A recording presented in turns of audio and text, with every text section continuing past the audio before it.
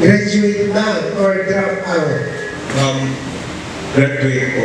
And like us po na mga dumaan sa curriculum na natin. You proceed with your plan. Go ahead with your plan. Anyway, you already graduated na senior high school and nandun lang naman. Kung ano ba, STEM ka, you proceed to college. Kung TVL ka, do you possess the necessary skills, then maghanap ng trabaho. Pero kung gusto mong mag-aral ng kolehiyo, pwede rin naman.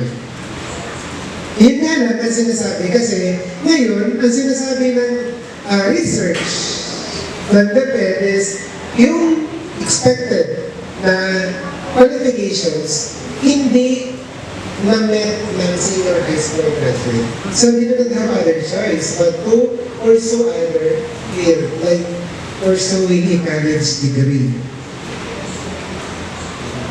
Wala nang turning back.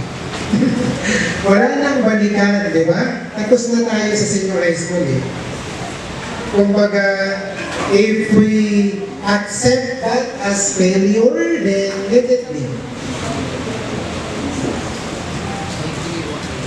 Kaya natin bumangon at lumaban ulit sa buhay. Good morning,